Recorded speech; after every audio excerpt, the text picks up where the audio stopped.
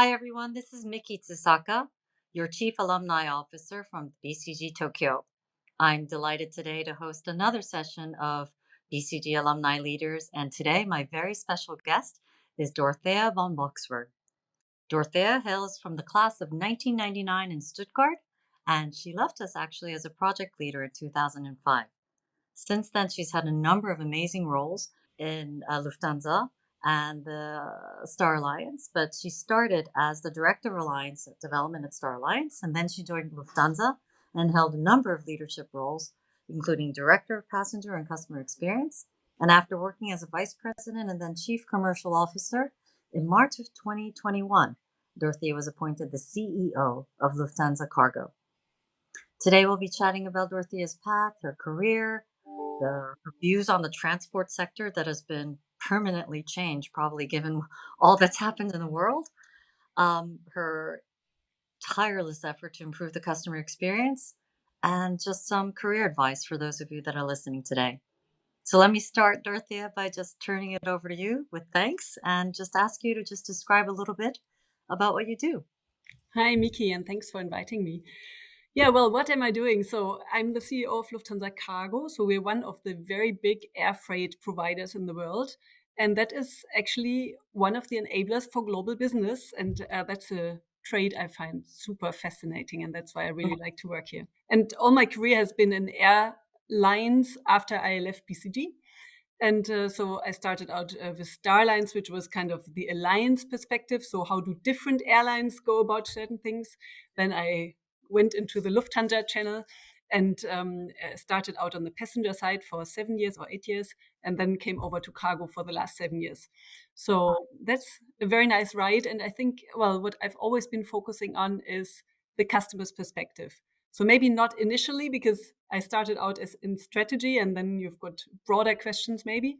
But then customer experience and chief commercial officer and global sales management, that were all roles in the customer arena. And I think that's a very important one in a company.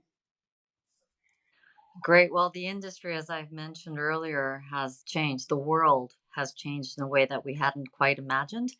And now, of course, sustainability is also a very, very important pillar for the world and for businesses at large. I wonder how you've been thinking about some of the biggest challenges you faced and what you were thinking about in terms of how to help Lufthansa in the years to come. Well, looking back, I think the pandemic really has had a huge influence on our industry. And on the air freight side, actually, it was fairly positive because we were able to keep supply chains running. And it's been really nice to see how we could supply some of the things that were really urgently needed somewhere. So vaccines or face masks in the very early days when they just weren't available. And now going forward, we've got major challenges that I think we share with many industries. Yeah, so customer experience, I think, is at the core. So make sure that our customers love us and love doing business with us because it's easy, because we provide very good services to them, because it's convenient. It's about innovation. So how can we get this industry be better? And air freight actually is an industry that still has paper contracts and handshake businesses and so on. And people will remain important, no doubt, but I think we can deliver much better digital services as well. And then sustainability, of course. You mentioned it already. We're one of the hard to abate industries, and getting CO2 out of flying is a big challenge. And so it's really these three topics that we work on as a company and that I also personally focus on. Great. Well, you've been in the sector, you've been at your current company now for a very long time. If you reflect back, I'm sure not all days were perfect. I'm sure you've had successful days and also, very challenging days. And I wonder if you can just focus a little bit on those challenging days. Mhm. Oh, learn how did it help you be Yeah. a better leader? Yeah, well, I think you have lots of instances of learning, and I think that also makes you grow in a career. But like thinking about one instance that I think I learned a lot from, that was when I was actually responsible for a large IT project, and the project went wrong. And so in the end, we've actually had to stop the project and rethink how we do it and then start again. And then in that pause, after the first attempt was stopped, we had this lessons learned workshop thinking about what went wrong. And what I found really interesting is um, my impression was I hadn't heard that it doesn't work. And the project leads and some of the project team's impression was, well, but we said it and you didn't listen. Yeah. So I Mm, think that was a very fundamental discussion. So irrespective of whether it was said or not said. But I think as a leader, it's so important to create an atmosphere of trust where the team working with you, working for you, would tell you loud enough if something is not working.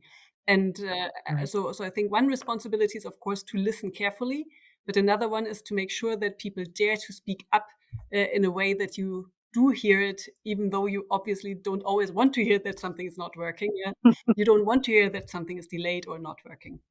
So I think that was helpful. Mm. Well, I think creating that environment where, the people around you feel it's safe to speak up is a challenge that I think we have as leaders. The more higher up we go, Mhm. the air gets a little thinner. Yeah. But in a related topic, I would love to hear your views about diversity, equity, and inclusion. I have yet to speak to a BCG alumni leader or any leader in the world that feels there's enough of it in their organization. And I wonder how you think about it, whether inside Lufthansa or, the market and industry at large, and how to accelerate that because we're not nearly where we need to be. Yeah, I agree. We are not. And I'm probably like most interesting to speak to with regards to female leadership, because that's really a topic that I've been thinking about a lot and discussing a lot with other colleagues as well. And I think from an institutional point, so what can an organization do? I think it's really making sure that women have the same chance. And I think one major obstacle in that is, in the end, a fairly strong bias that judges women more on what they have already proven rather than on their potential. And for men, that's different. So Mhm. they're more judged looking at their potential. And once you know that, you need to cover up for that. So, I mean, if, for example, on your high potential lists, there aren't any women, well, then ask about who are the best women in your team, even if they haven't been Right. ranked equally high, because there is a bias in it. In terms of turning it around, what should the women do? I think as it is so important to have a proven track record of things, I think it's very important to change positions in terms of changing really the function. So having P&L responsibility and then maybe doing a project next, going abroad to another country, or bringing an innovation into life.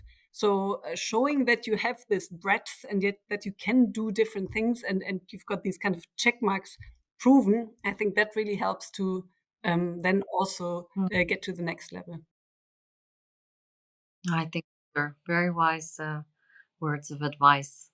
Well, talking about advice, I guess my last question would be, over the years as a leader, whether at BCG or elsewhere, I wanted to ask you, what is indeed the best piece of career advice you've received that you might want to share with the audience?